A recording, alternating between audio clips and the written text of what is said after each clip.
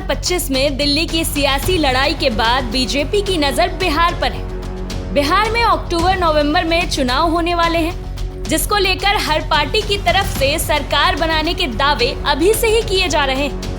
BJP Delhi चुनाव में जीत से उत्साहित है। पार्टी ने राज्य की 243 विधानसभा सीटों में से 225 सीटें जीतने का लक्ष्य रखा है।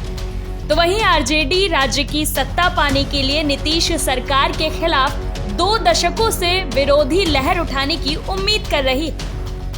इस बीच लालू यादव ने अपने अंदाज में एक बड़ा बयान दिया है। बीजेपी के दावे को लेकर उन्होंने तंज कसा है और कहा, दिल्ली चुनाव के नतीजों का बिहार पर कोई असर नहीं पड़ेगा। यहाँ हम लोगों के रहते कोई दूसरा सरकार कैसे बना लेगा? अभी हम लोग यहीं। कोई असर नहीं पड़ेगा, भाजपा जाएगा।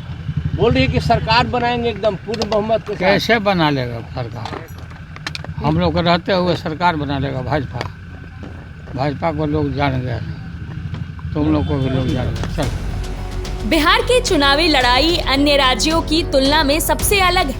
यहाँ राजनीतिक दलों से ज्यादा चेहरे पर चुनाव लड़े जाते हैं। दावों की राजनीति के बीच बीते दिनों सीएम नीतीश कुमार के गृह जिले नालंदा पहुंचे थे, जहां आरजेडी सुप्रीमो ने एक बड़ा बयान दिया था, जिसमें उन्होंने कहा था 2025 में तेजस्वी यादव को सीएम बनाना है और कहीं किसी के आगे सिर नहीं झुकाना है।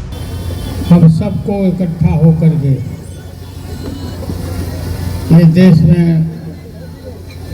अपनी सरकार बनानी है। तेजस्वी यादव को मुख्यमंत्री बनाना है और कहीं किसी के सामने सर नहीं झुकाना है, वरना हमने झुकाया किसी के सामने।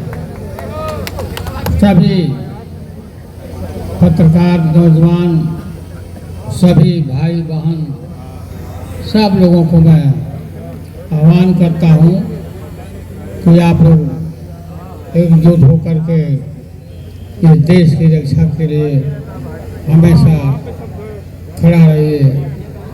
और हम लोग खड़े हैं और हम सरकार बनाएंगे।